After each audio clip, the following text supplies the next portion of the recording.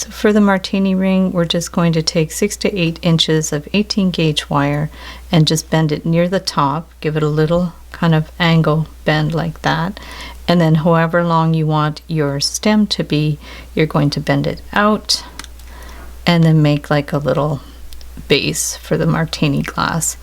You can sketch it out and trace your shape if you want. It'd be a little tricky to do on the jig because it's so small, but you could make your own jig with some nails and a board. So we're just going to do like our little base like that, make sure it's more or less even, and then from here we're just going to bend this out where you want the ring band to be. So we're just going to bend that out to the side on an angle, and from here we want to form your glass. You can make it super simple. Sometimes I do like a circle at the top to represent the rim of the glass, but to make it super easy, we're just going to do a triangle. So we're just going to bend that one out, and then depending on how wide you want it, we're going to bend it down here. This is the part that's a little tricky to get it symmetrical, but it doesn't have to be perfect. So from there, so just hold it really firmly, bring that one around, give it a good little tug there, and then we're going to clip the end.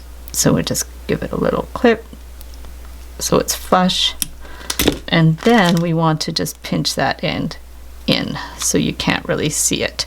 And then from here, we're going to decide on our ring size, bring it around. We'll bring it underneath here, just below the ring band there. Decide about how big you want it. And then from there, we're going to start the bend with our round pliers, just so we don't get it distorted.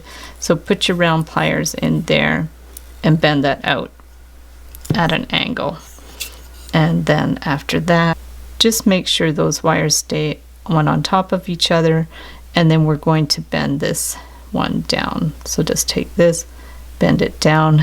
You can give it a little tug like that because you want the one on top of the other. Give it a good little tug and give that a clip in there. So clip it so it's flush, and then we want to just make sure that's right on there, and I would push that right up against that band so it won't like move all over the place, and then you can go ahead and pinch that in so it's really, really secure. So once you have that, now you need your olive. So we're going to get 20 or 22 gauge wire, give it a little cut. We can start by just taking our round pliers and just forming a little loop here. Okay, just a little loop, because that's going to sit on the wire. So just put it onto the wire, the 18 gauge wire base, and hold it in place and give that a good little pinch because you want it to stay in there.